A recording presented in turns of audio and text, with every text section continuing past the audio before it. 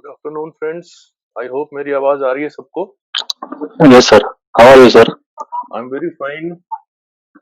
आप सब लोग कैसे हैं? We are also fine, sir. Fine, yes, sir. Doing good. Very nice to hear that.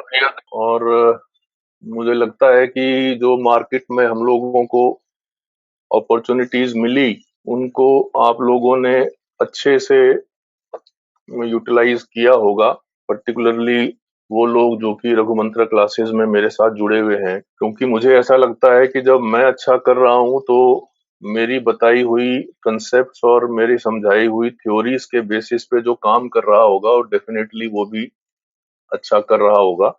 तो थोड़ा सा 2-4 मिनट इंतजार कर लेते हैं और साथी भी हमारे साथ जुड़ जाएं। मैं तो सबसे ज्यादा ये जानने में इच्छुक हूँ कि हमारे मित्र शंकर भारद्वाज जी, जो कि चार्ट की दुनिया में बिल्कुल नए हैं। शंकर जी, आप मेरी आवाज सुन रहे हैं? Shankar Bhardwaj ji, I hope you are not shy. नहीं sir, how sir? Good afternoon. Good afternoon. So Sorry, I was not here. As I told you, I was in Dubai. Back. हाँ, yes. Anyway, how was your time in Dubai? It was good, sir. Unfortunately, we could not get the cup. That is okay. You are better now to understand all that. चलिए, तो just एक recap के तौर पे हम लोगों ने जो अपना पिछला सेशन किया था, शायद 7 तारीख थी या 8 तारीख थी या 6 तारीख थी। It was a Saturday, so I think it was 7th।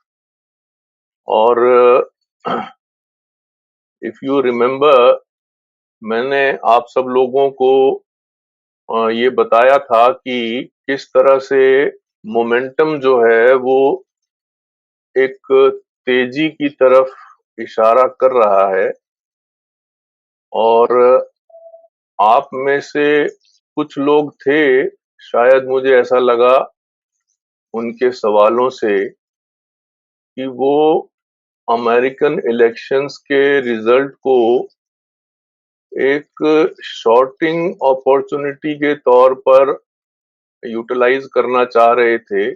और मैंने उस वक्त ये कहा कि मोमेंटम इंडिकेटर और कैंडलस्टिक फॉर्मेशंस उस वक्त किसी थकावट का कोई अंदेशा या संदेशा नहीं दे रहे थे। और आप ये देखिए कि उसके बाद जो तेजी आई उसमें काफी मौका मिला हम सब लोगों को पैसे कमाने का। तो मोटे तौर पे उस वक्त मैंने ये बताया था कि हमारा जो डेली चार्ट में आरएसआई था वो पुराने स्विंग हाई के पास में पहुंचा हुआ था। ये 6 नवंबर को कुछ ऐसी स्थिति थी और 7 नवंबर को ये ऐसा था। ये 6 नवंबर है और आप ये देखिए, इस पॉइंट पर हम लोगों ने मुलाकात की थी और यहाँ पर आरएसआई का मैंने ये वाला जो पिछला स्विंग हाई था इसको पॉइंट आउट करते हुए आप लोगों को ये बताया था कि यहाँ से मोमेंटम और भी ज्यादा तेजी पकड़ने का चांस है। और ये जो कैंडलस्टिक फॉर्मेशन है जहां पर कि कैंडल्स ओवरलैप करने की बजाय एक दूसरे को टच भी नहीं कर रही हैं, एक दूसरे से दूर भाग रही हैं, तो ये सबसे बड़ा कंफर्मेशन था कि अभी मोमेंटम में किसी प्रकार की थकान नहीं है और मोमेंटम कंटिन्यू रहने की ज्यादा से ज्यादा संभावना है। और उसके बाद मैंने कहा था कि अगर ये डेली मोमेंटम वीकली चार्ट के ऊपर भी पुरानी स्विंग हाई के ऊपर चलना शुरू करता है तो और भी ज्यादा तेजी अपने को आने वाले समय में देखने को मिलेगी। और उस वक्त मैंने वीकली चार्ट के इस पुराने स्विंग हाई को एक दिखाया था और दूसरा ये जो करंट अपस्विंग थी इसके स्विंग हाई को बताते हुए ये कहा था कि ये देखिए यहाँ से अगर हम ऊपर गए तो तेजी और ज्यादा मोमेंटम दिखाएगी। तो उसके बाद अब मैं इसको रिप्ले करके और करंट स्थिति में आऊं तो आप ये देखिए कि वीकली चार्ट पर पहले इस स्विंग हाई के ऊपर बंद हुआ और करंटली ये जो पुरानी स्विंग हाई है इसके ऊपर बंद हो रहा है, यानी कि हायर टाइम फ्रेम में मोमेंटम कंटिन्यू है, मगर छोटे टाइम फ्रेम यानी 75 मिनट चार्ट पे एक डिप आने का अंदेशा है, एक डिप आने का संदेशा है। और आप ये देखिए कि जैसा मैंने आप लोगों को कई बार फॉर्मली और इनफॉर्मली बताया है कि यहाँ पर प्राइस ने एक नया हाई बनाया मगर आरएसआई नीचे रह गई और जब आरएसआई ने अपने इस लोअर स्विंग लेवल को ब्रीच किया तो यहाँ से एक कंफर्मेशन आई कि अब एक डिप आएगी, लेकिन वो डिप 75 मिनट चार्ट से ही हमको देखनी है क्योंकि हायर टाइम फ्रेम पर अभी मोमेंटम तेज है और ये डिप हमको एक बाइंग अपॉर्चुनिटी देगी। अब बात यह है कि क्या ये डिप खत्म हो गई या अभी इसमें डिप में कुछ और स्कीम बाकी है। तो आप लोगों में से अगर किसी ने अपने माइक ऑन कर रखे हैं तो उनको ऑफ कर दीजिए, बीच में डिस्टरबेंस होती है। तो आप ये देखिए कि 75 मिनट चार्ट पे एक थकावट थी और अब हमको ये मान के चलना है कि जो पुराना हाई है हमारा 12,430 का, अब वो एक मेजर सपोर्ट पॉइंट बन गया है और अगर 75 मिनट चार्ट को फॉलो करते हुए हमको उस डिप तक जाने का मौका मिलता है, पुराना वाला जो हाई था 12,430 या 12,400, उसको जब हम क्लोजिंग बेसिस पे देखेंगे तो वो लेवल हमको 12,352 का दिख रहा है और उसका हाई जो था वो 12,430 था। तो एक बार को अगर ये डिप कंटिन्यू रहती है तो ये 12,400 के आसपास में अपने को बहुत बढ़िया बाइंग अपॉर्चुनिटी मिल सकती है। उसको देख के अपने को घबराना नहीं है डिप से और ये नहीं सोचना है कि अब यहाँ से रिवर्सल शुरू हो गया और हम लोग वापस 6,000 की तरफ जाएंगे। ऐसा सोचने की अभी मेरे हिसाब से जरूरत नहीं है। तो ये जो डिप है इसको 75 मिनट चार्ट के हिसाब से स्टडी करें, 75 मिनट चार्ट के हिसाब से फॉलो करें और इसको एक बाइंग अपॉर्चुनिटी मानकर ट्रीट करें। ये हमारा चैनल है जिस चैनल में हम लोग अभी चल रहे हैं और ये हमने अपनी सपोर्ट को मार्क कर रखा है। एक सपोर्ट यहाँ पर थी और दूसरी सपोर्ट ये 12,430 और 12,350 के बीच में है। ये सब स्पॉट के लेवल्स हैं। तो इस डिप को हमने 75 मिनट चार्ट के हिसाब से देखना है। चलिए तो आज के मुख्य विषय पर आते हैं और मुख्य विषय ये है कि हमको स्टॉक कैसे सेलेक्ट करना है। अब बात ये है कि हम स्टॉक किस टाइम फ्रेम के लिए सेलेक्ट करना चाहते हैं। क्या हम स्टॉक को अपने अगले एक हफ्ते, जैसे आज फ्राइडे है, आज शाम को हम बैठ के एनालिसिस करें। आज संडे है वैसे, लेकिन जैसे फ्राइडे को या सैटरडे को शाम को हम अपनी एनालिसिस करते हैं तो फ्राइडे तक का चार्ट अपने को मिलता है और उसके बेसिस पे हम वीकली चार्ट को देखकर अगले हफ्ते की भी तैयारी कर सकते हैं।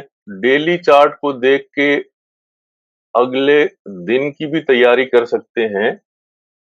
आप में से ज्यादातर लोग टेक्निकल एनालिसिस को, चार्ट रीडिंग को मोटा मोटी समझते हैं, ये मानकर ही मैं इस सेशन को आगे बढ़ाऊंगा, क्योंकि जितने भी हम स्टॉक सिलेक्शन के प्रोसीजर्स आने वाले टाइम में डिस्कस कर रहे हैं या करेंगे, वो सब के सब चार्ट रीडिंग के अलग अलग पहलुओं को ध्यान में रखते हुए ही इवॉल्व हुए हैं, डिराइव किए गए हैं। तो अब जैसे अगर हम वीकली चार्ट देखते हैं, तो मैं आपको एक वीकली चार्ट दिखाता हूं।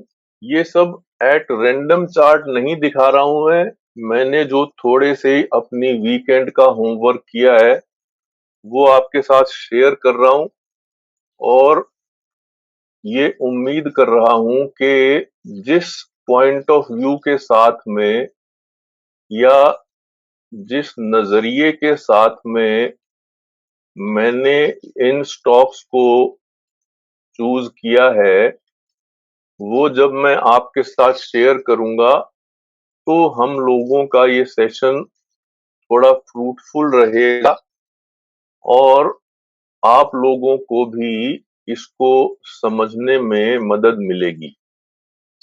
अब आप ये देखिए, ये चार्ट है ईद पेरी नाम की कंपनी का। शुगर इसका मेन प्रोड्यूस है, और अगर ये मैंने मंथली चार्ट लगाया है, अब इस मंथली चार्ट में अगर मैं इसको लाइन चार्ट में कन्वर्ट कर दूं, तो आप ये देखेंगे कि पुराने रेजिस्टेंसेस कहां थे। तो एक रेजिस्टेंस पुराना ये था और दूसरा रेजिस्टेंस ये था। प्राइस इन दो रेजिस्टेंसेस को पार करके यहां से ऊपर गया था एक बार, ये पुरानी कहानी है। और उसके बाद मंदी बहुत ज्यादा थी, मंदी की मार बहुत ज्यादा थी, तो ये जो पुराने रेजिस्टेंसेस थे ये सपोर्ट नहीं दे पाए और प्राइस फिर इसके नीचे चला गया। अब उसके बाद प्राइस जब ऊपर जाना शुरू हुआ, तो आप ये देखिए इन्हीं पॉइंट्स पे आके फिर ये रेजिस्टेंसेस जनरेट हुए, यहां पर आया तो प्राइस ने यहां फिर रेजिस्टेंस लिया, फिर नीचे आया और फिर ये इसको ब्रीच करके ऊपर गया। तो अब अपने पास सपोर्ट के तौर पे ये जो पुराने रेजिस्टेंसेस जिनको ब्रीच करके प्राइस ऊपर गया, अब ये हमारे लिए सपोर्ट पॉइंट्स हो गए। और आप ये देखिए कि मंथली चार्ट पर इसी पॉइंट पर आके प्राइस ने कंसोलिडेशन दिखाना शुरू किया। करीब 3 महीने से प्राइस यहां पर कंसोलिडेट हो रहा है। 1 2 3 4 3 रेड कैंडल हैं और एक इन 3 रेड कैंडल से पहले एक स्पिनिंग टॉप है।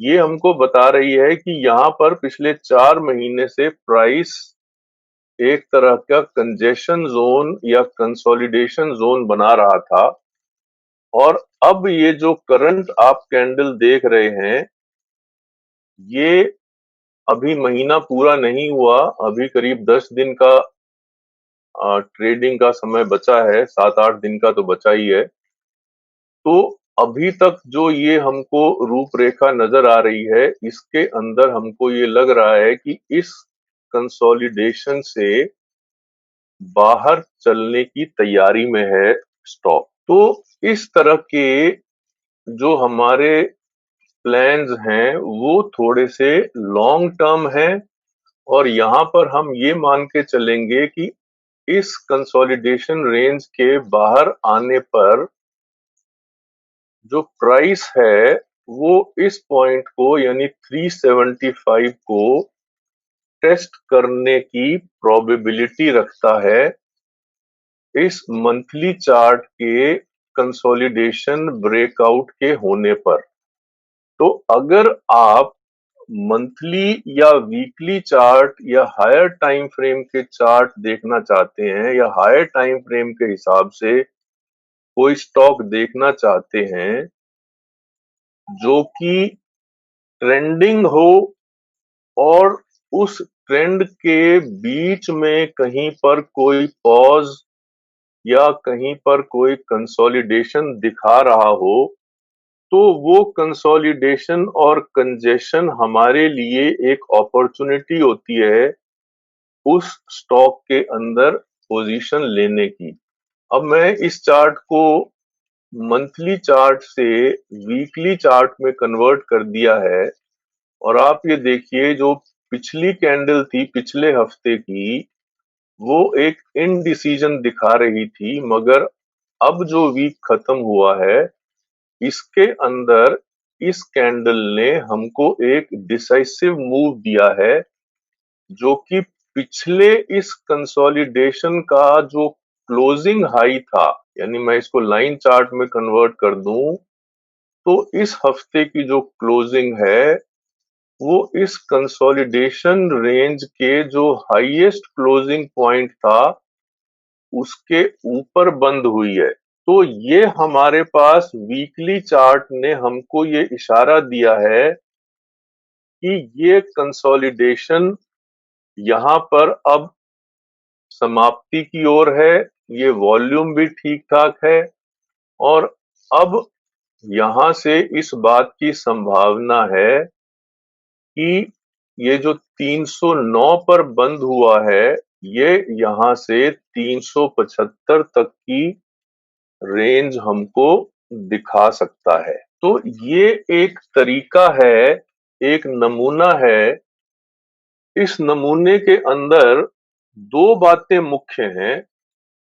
पहली बात ये है कि स्टॉक ट्रेंड में था, यानी ये यहाँ से एक ट्रेंडिंग मूव इसने दिखाया हुआ था, और दूसरी बात ये है कि इस ट्रेंडिंग मूव के बीच में एक पॉज था, एक कंसोलिडेशन थी, एक साइडवेज मूव था और हमने इंतजार किया कि वो साइडवेज मूव, वो कंसोलिडेशन खत्म हो और जो ये ट्रेंडिंग मूव हो ये फिर से चालू हो जाए। तो हमारे लिए चार्ट में इम्पोर्टेंट बातें दो हुई, वो दोनों मैं आपके बेनिफिट के लिए यहाँ पर लिख रहा हूं।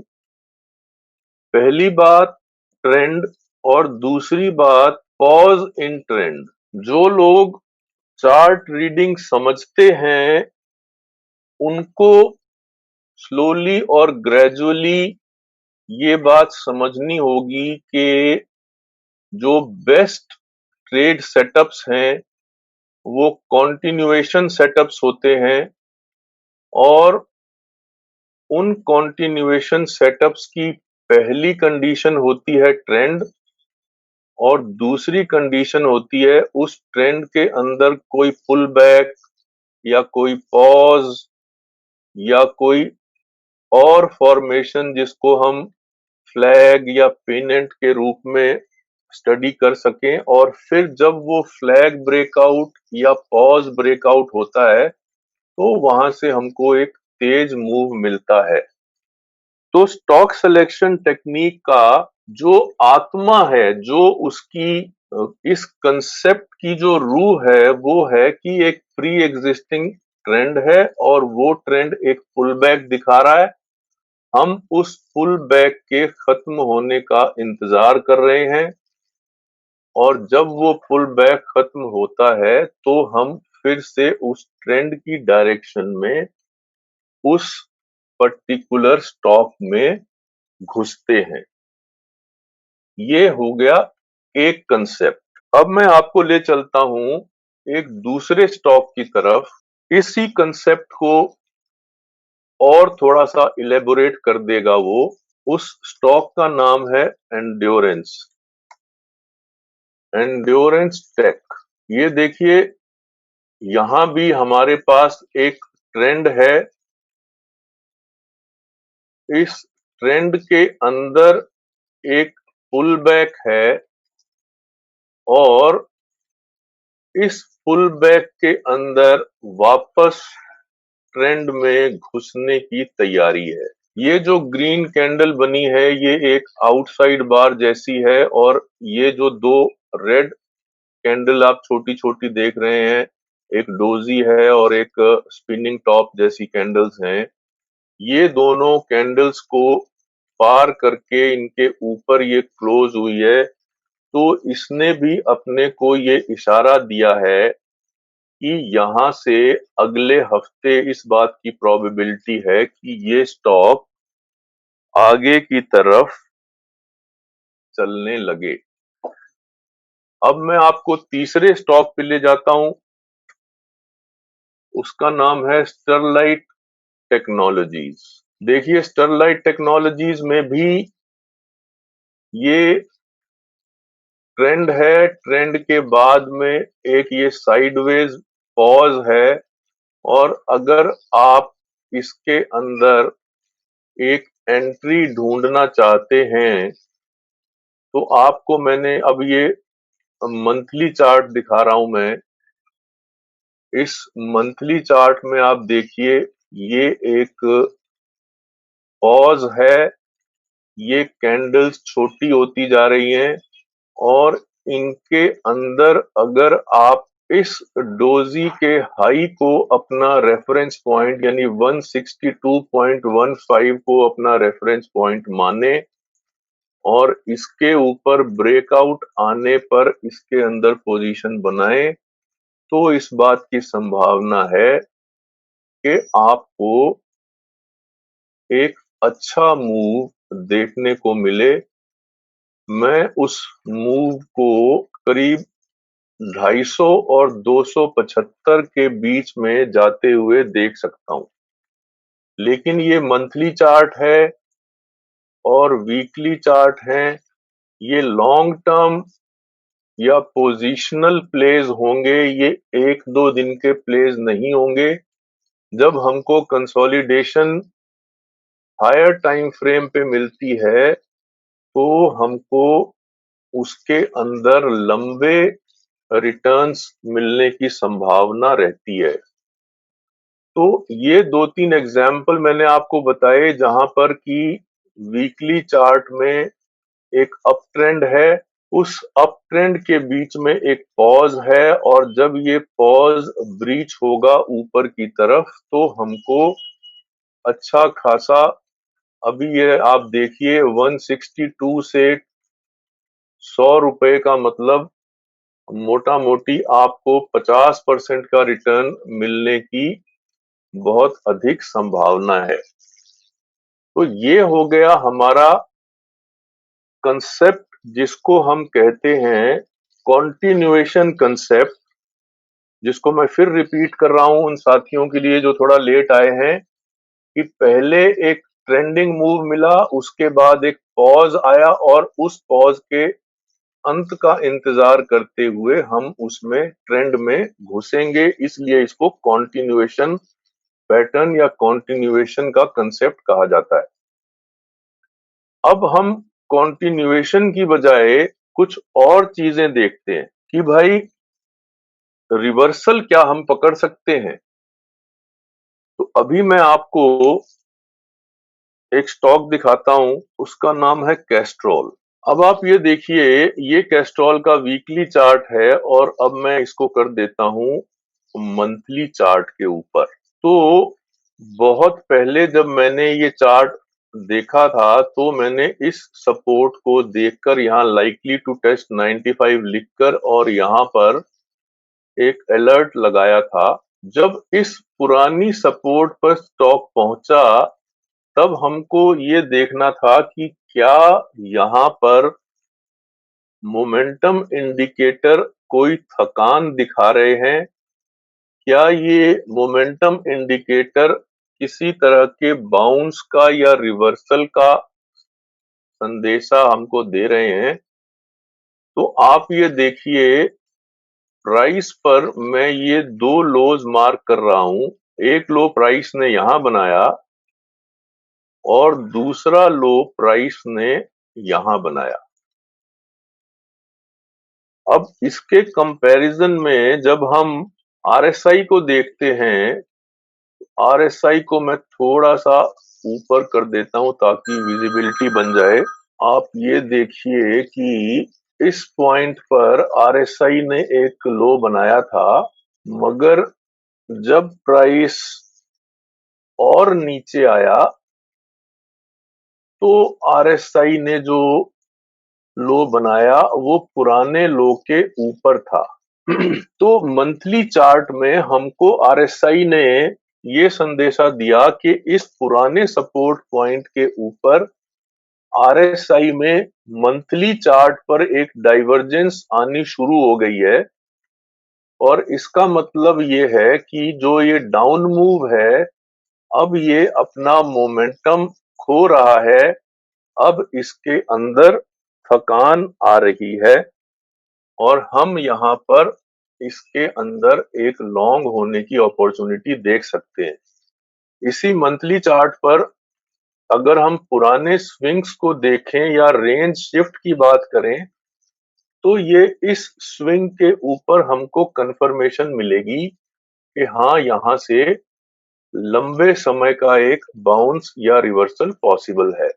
इसी चार्ट को अगर हम वीकली चार्ट पर देखें तो आप देखिए कि यही वाली डाइवर्जेंस हमको वीकली चार्ट पर भी दिखाई पड़ी थी, जहां पर प्राइस ने नए लो बनाए मगर RSI ने नए लो नहीं बनाए। और अब हमको यहाँ पर एक लॉन्ग टर्म की अपॉर्चुनिटी मिल रही है इसके अंदर पोजीशन बनाने की। प्राइस हो सकता है एक बार इस पॉइंट के पास आके अटके और इस रेंज में थोड़ा और समय बिताए, मगर एक बार यहां से जब ब्रेकआउट आएगा तो वो फिर हमको काफी अच्छा रिटर्न देगा, यानी 130 के ऊपर 160 और 160 के ऊपर ये ब्लैक वाली ट्रेंड लाइन। तो ये एग्जाम्पल है उस स्टॉक सिलेक्शन का जहां पर कि हम रिवर्सल देख रहे हैं, रिवर्सल फ्रॉम द बॉटम। आप लोगों को थोड़ा सा और विश्वास दिलाने के लिए कि किस तरह से RSI के हायर टाइम फ्रेम पर जाकर हम लोग पकड़ सकते हैं रिवर्सल को, मैं कुछ पुराने चार्ट दिखाता हूं। जैसे सबसे आसान आप देखिएगा बजाज फाइनेंस। बजाज फाइनेंस में आप देखिए ये जो पर्टिकुलर यहाँ पर वेज बन रही थी, इस वेज के साथ में यहाँ RSI हमको वैसे ही डाइवर्जेंस दे रही थी और हमको बता रही थी कि भाई यहाँ पर थकान है।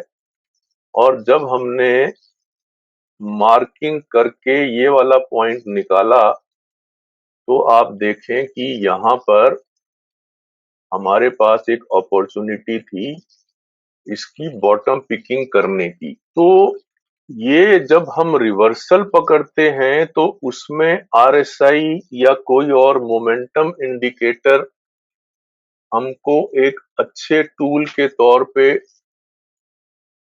मदद दे सकता है।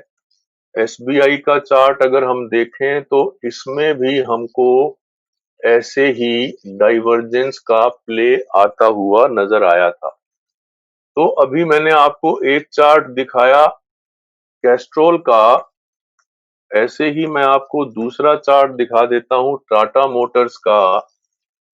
टाटा मोटर्स में जब हम मंथली चार्ट पर आते हैं तो आप ये देखिए यहाँ पर भी प्राइस जो है वो जब नए लो बना रहा था तब RSI ऊपर ही रुक रही थी। तब RSI हमको ये इशारा दे रही थी कि ये जो डाउन मूव है अब ये समाप्ति की ओर है और अब इसके अंदर शॉर्ट पोजीशंस को खत्म करके अपॉर्चुनिटी हमको ढूंढनी है लॉन्ग पोजीशंस बनाने की। तो यही पैटर्न हमने अभी रिपीट होता हुआ कैस्ट्रॉल में देखा कि किस तरह से प्राइस नीचे आ रहा है मगर आरएसआई नीचे आने से इनकार कर रही है, और यहाँ पर ये कैंडलस्टिक फॉर्मेशन भी हमको एक बॉटमिंग आउट का संदेश दे रही है, जहां हम चाहें तो इस एक्यूमुलेशन को के अंदर हम भी पार्टिसिपेट कर सकते हैं छोटी क्वांटिटी लेके, और जब प्राइस इस रेंज के ऊपर वीकली क्लोज देने लगे तब हम इसके अंदर अपनी पोजीशन को और भी बढ़ा सकते हैं। तो ये जो दो बातें मैंने आपको बताई कि कॉन्टिन्यूएशन और रिवर्सल, इन्हीं दो बातों को हम छोटे टाइम फ्रेम पर समझकर उनके बेसिस पर कुछ ऐसे ट्रेड सेटअप्स ढूंढ सकते हैं जिनके आधार पर हम अगले दिन का ट्रेड या इंट्राडे ट्रेड कर सकते हैं। लेकिन इस बारे में मेरी राय ये होती है कि जो भी लोग मार्केट में आए हैं पहले वो इन टाइम फ्रेम्स को, हायर टाइम फ्रेम्स को समझें, कैश में काम करें, और जब 6 महीने या 1 साल तक वो इन हायर टाइम फ्रेम्स के साथ में कंफर्टेबल हो जाएं, तब वो धीरे धीरे स्मॉलर टाइम फ्रेम्स की ओर बढ़ें और इंट्राडे ट्रेड्स को करना तब शुरू करें।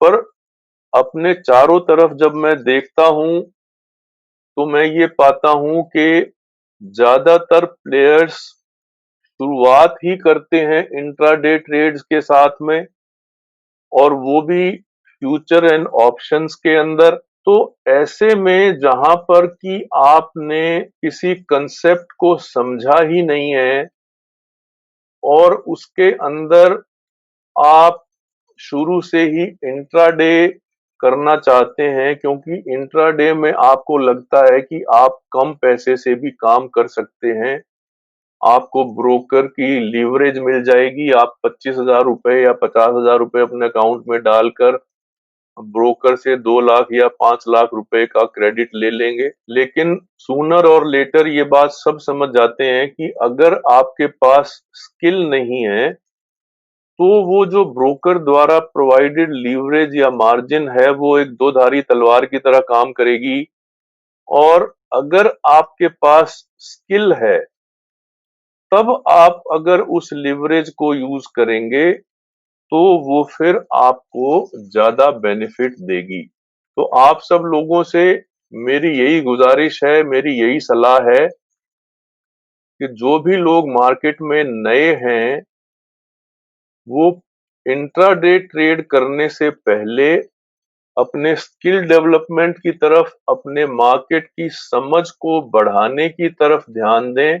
धीरे धीरे मार्केट यहीं रहेगी, मगर आपकी जेब में पैसा नहीं रहेगा तो गड़बड़ हो जाएगी। चलिए, ये दो कंसेप्ट मोटे तौर पे मैंने समझाए हैं आपको। क्या इनसे रिलेटेड कुछ सवाल हैं आप लोगों के पास? Yes, sir. I wanted to discuss Adani Transmission. अच्छा, अपना नाम बताएं please. My name is also Sanjay, sir. Okay, Sanjay ji, आप चार्ट देखते हैं? नहीं सर, अभी सिर्फ आपके ही जितने भी वेबिनार हैं वो मैंने देखे हैं और उसी को स्टडी करके लास्ट आपके अडानी ट्रांसमिशन को देख के I jump into at the rate of 295 and still holding the position, and many thanks to you, I am still very much in profits. चलिए, अडानी ट्रांसमिशन मैंने बताया था, और हमारे मित्र हैं नितिन जोशी जी, आज वो भी यहाँ पे हैं मौजूद मुझे लगता है। उन्होंने इस स्टॉक की तरफ सबसे पहले मेरा ध्यान आकर्षित किया था, और मैं आपको बताता हूं कि मैंने किस पॉइंट पर ये बताया था कि अपने को इस स्टॉक में एंटर होना है। देखिए, मैंने अभी आप लोगों से जो कंसेप्ट डिस्कस किया, ट्रेंड के बाद कंसोलिडेशन, ये वीकली चार्ट था अडानी का, और यहाँ पर वो कंसोलिडेशन हो रही थी, जो कंसोलिडेशन मैंने इस सेशन के शुरू में आप लोगों को काफी डिटेल में समझाई।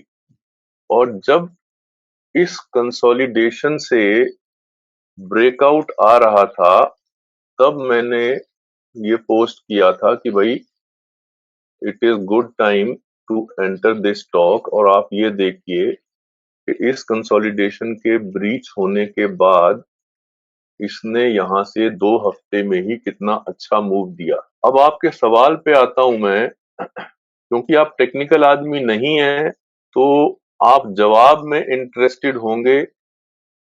आपका इंटरेस्ट ये जानने में होगा कि ये कहां तक जा सकता है। तो आप ये मान लीजिए कि 427 के आसपास जब ये पहुंचे तो आप इसमें से बाहर आ जाइएगा।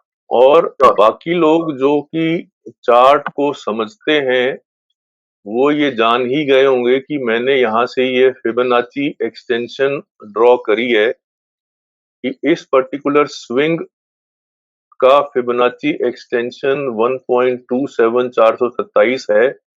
और क्योंकि यहाँ पर अभी तक आरएसआई ने किसी भी तरह की कोई अपने को थकान नहीं दिखाई है, तो हो सकता है कि डेली चार्ट में ये थोड़ा सा ठिठके या एक आधी हिचकी ले, लेकिन ये 425 और 430 के लेवल दिखाने का दमखम रखता है। तो उसके आधार पर मैं ये कह रहा हूं कि हमको इस स्टॉक में 427 का लेवल देखने को मिल सकता है। और बताइए, thank you I very would much like sir.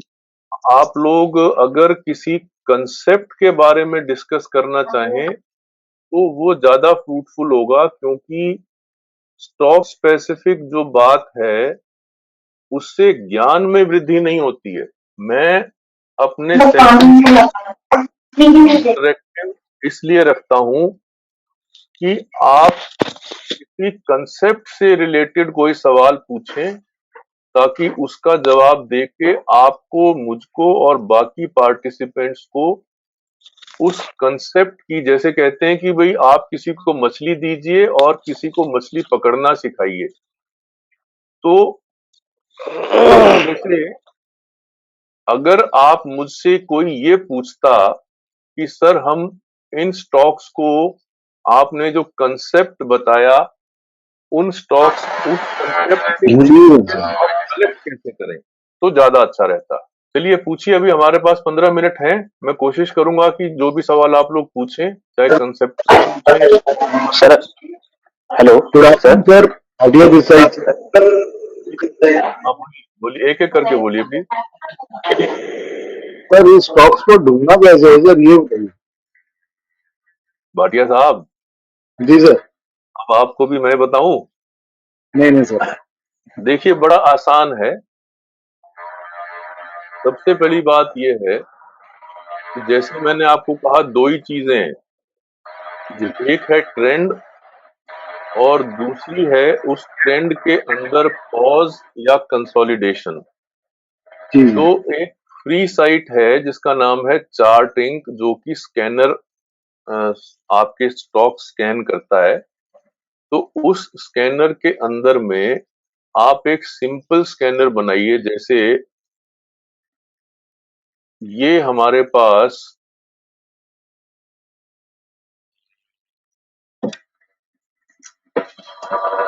जो हम ट्रेंड है, उस ट्रेंड को कैसे डिफाइन करेंगे। तो कुछ लोग हैं वो ये कहते हैं कि जी अगर 20 डे मूविंग एवरेज या 20 वीक मूविंग एवरेज के ऊपर स्टॉक है तो वो ट्रेंडिंग स्टॉक है। तो आप एक कंडीशन ये लगाएं कि स्टॉक प्राइस अबव 20 डीएमए, या इसको आप कर सकते हैं स्टॉक प्राइस अबव 34 DM में एक कंडीशन आपने ये लगा दी, और दूसरी कंडीशन फिर आप ये लगाएं कि वीकली चार्ट पर वो इनसाइड बार बना रहा हो। तो ये दो कंडीशन लगा के जब आप स्कैनर चलाएंगे तो आपके पास इस तरह के ज्यादा नहीं तो 10 स्टॉक आ जाएंगे, और उन स्टॉक्स को देखकर, जैसे अब ये अडानी का जो ये जो पर्टिकुलर चार्ट है, ये चार्ट हमको ये बता रहा है कि ये यहाँ पर एक रेजिस्टेंस था, और इस रेजिस्टेंस से देखिए प्राइस एक बार यहाँ रिजेक्ट हुआ, दूसरी बार यहाँ रिजेक्ट हुआ, और तीसरी बार वो इस जगह पर कंसोलिडेट हो रहा है।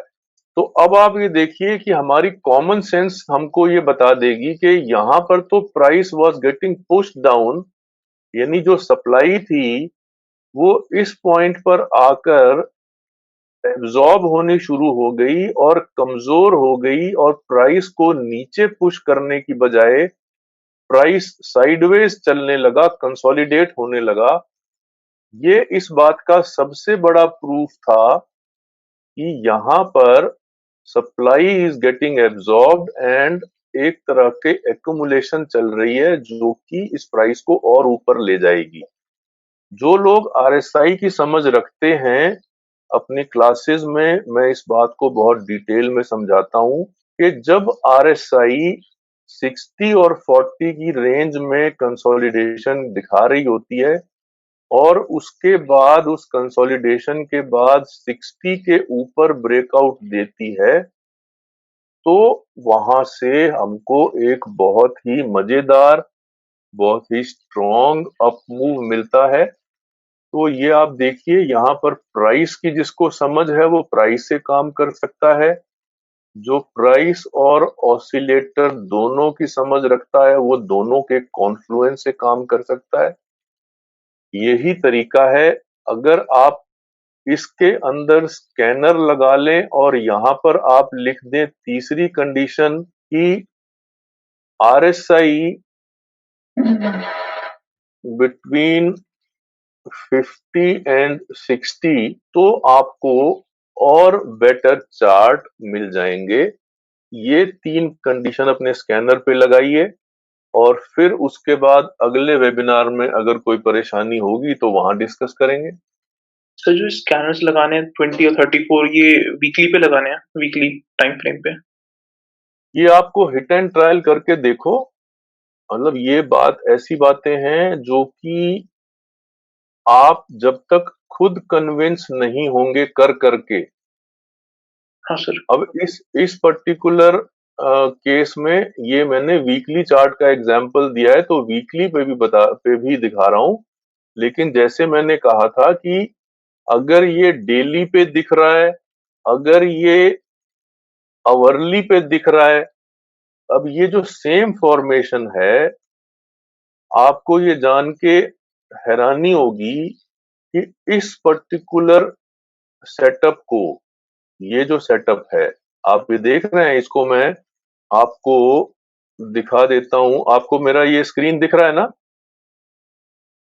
जी जी सर, जी सर।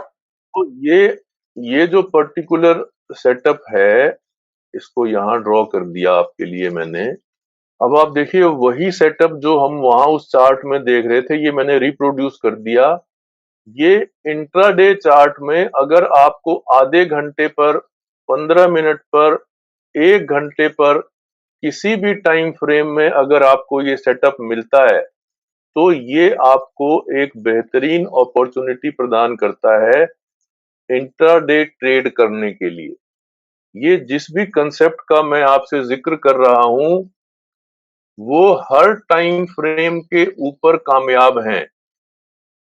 अब ये आपके ऊपर है कि आप उसको वीकली पर, अब आप ये देखिए, ये 4 हफ्ते का मतलब 1 महीने इसने कंसोलिडेट किया है।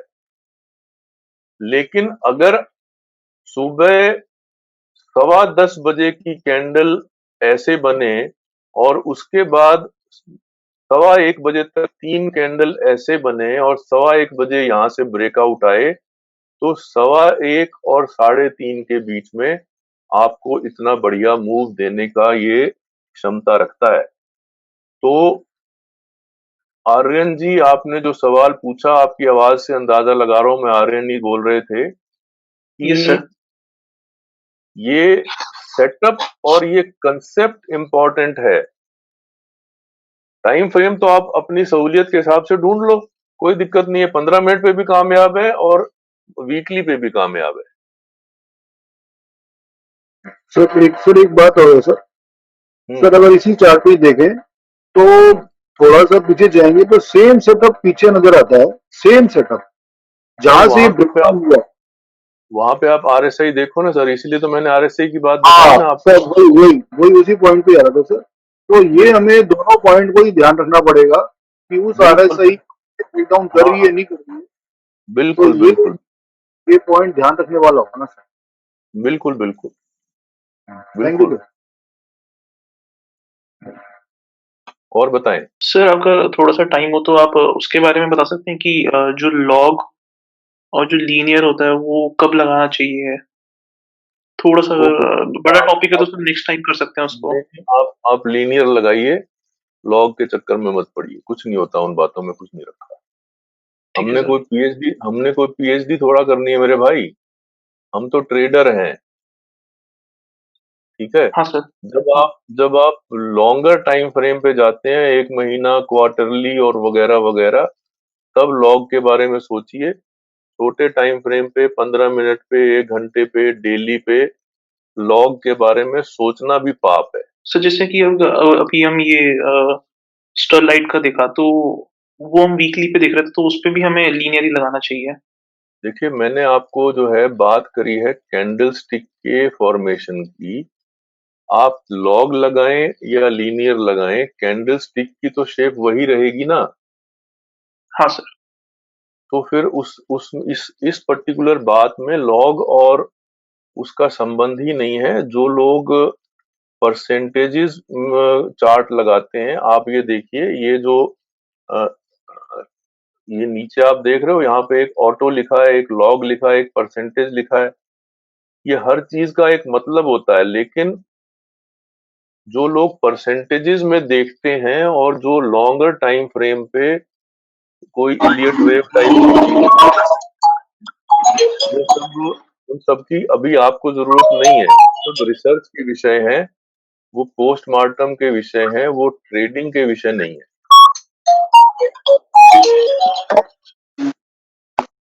सर आपने ओके सर। एक ट्विटर पे सर एक सेटअप डिस्कस किया था एडीएक्स वाला सर। हाँ हाँ, सर उसके बारे में थोड़ा सा सर। एडीएक्स जो है वो, इसमें बहुत सारे टूल्स हैं। जैसे अगर हम इसकी टूल बार खोलें त्यागी साहब, तो ये टूल बार हमको कम से कम 1000 टूल दिखा रही है। जैसे कोई भी एक टूल हम खोलते हैं तो ये हमको पिच फॉर्क से लेके गान और फिबोनाची और पता नहीं क्या क्या दिखा रहा है। तो ऐसे ही जब हम इंडिकेटर सेक्शन में जाते हैं, तो मान लीजिए मैं यहाँ पे इंडिकेटर खोलूं, तो ये इंडिकेटर कम से कम इसके अंदर 1000 से ज्यादा इंडिकेटर और स्ट्रेटेजीज हैं। अब हमको धीरे धीरे ये फाइन ट्यून करना होता है कि हमको किस पर्टिकुलर टूल की जरूरत है, क्या हम उस टूल तक पहुंचने में, उसको समझने में अभी सक्षम है कि नहीं है। एडीएक्स जो है वो एक तरह से, मैंने उस पोस्ट में लिखा भी था कि कोई भी जो ट्रेंड होता है उसकी स्ट्रेंथ मापने के लिए हम एडीएक्स का इस्तेमाल करते हैं। तो उस एडीएक्स को अलग अलग लोग अलग अलग तरह से इस्तेमाल करते हैं। आपके काम की बात सिर्फ ये है कि जैसे हम यहाँ पर जब हम खोलेंगे तो डायरेक्शनल मूवमेंट इंडेक्स या डीएमआई, डीएमआई के नाम से आपको एक इंडिकेटर या ऑसिलेटर मिलेगा, आप उसको क्लिक करें तो इसके अंदर में आप ये देख रहे हैं, इसके अंदर 3 लाइनें हैं। अब ये 3 लाइनें समझने में और मास्टर करने में हो सकता है 3 साल लग जाएं, इसलिए मैं आपको इसके अंदर डिटेल में नहीं ले जाता हूं। इन 3 लाइनों में से ये जो रेड लाइन है, इसको हम बोलते हैं ADX। ये जो ब्लू लाइन है, इसको हम बोलते हैं प्लस DI, और ये जो येलो लाइन है, इसको बोलते हैं माइनस DI। इसमें समझने की बात यह है कि जब प्लस DI माइनस DI के ऊपर होती है तो स्टॉक को अप ट्रेंड में कहा जाता है, और जब स्टॉक डाउन ट्रेंड में होता है तो माइनस DI प्लस DI के ऊपर हो जाती है। और उस ट्रेंड की स्ट्रेंथ बताने के लिए ये लाल वाली लाइन यानी कि ADX हो जाता है। तो अगर कोई किसी भी स्टॉक में इस ADX की वैल्यू 25 के ऊपर होती है तो ये माना जाता है कि उसमें बहुत ज्यादा स्ट्रेंथ है। अगर लाल ऊपर, अगर माइनस DI ऊपर है तो डाउन ट्रेंड स्ट्रांग है, अगर प्लस DI ऊपर है तो अप ट्रेंड स्ट्रांग है। अब जैसे अडानी ट्रांसमिशन में अगर मैं डेली चार्ट लगाऊं तो आप ये देखिए कि यहाँ पर ADX की वैल्यू 46 है। तो strong up trending stock scan करने का एक तरीका ये भी है कि आप ये कंडीशन डालें कि plus DI is equal two is above minus DI, पहली कंडीशन। दूसरी कंडीशन ADX अबव 25। ऐसा करके आप स्ट्रांगली ट्रेंडिंग स्टॉक को स्कैन कर सकते हैं। Thank you sir. चलिए 2 बज रहे हैं और मुझे लगता है कि आज का सेशन 2 कंसेप्ट्स आप लोगों को समझाने में कामयाब रहा होगा। आप में से काफी लोग मेरे साथ रघुमंत्र चैनल में जुड़े हुए हैं। जो लोग नहीं जुड़े हुए हैं वो मुझे व्हाट्सएप करके मेरे चैनल में मेरे साथ जुड़ सकते हैं। और मैंने कुछ कस्टमाइज्ड 1-to-1 इंटरैक्टिव सेशंस भी शुरू किए हैं वीकेंड पे। आप में से जो भी इस तरह के इंटरैक्टिव सेशन में पार्टिसिपेट करना चाहता है वो मुझे इस नंबर पे संपर्क कर सकता है। थैंक यू वेरी मच, मिलते थैंक रहेंगे। You very much sir. Thank you right, sir. Bye bye bye. Thank you sir.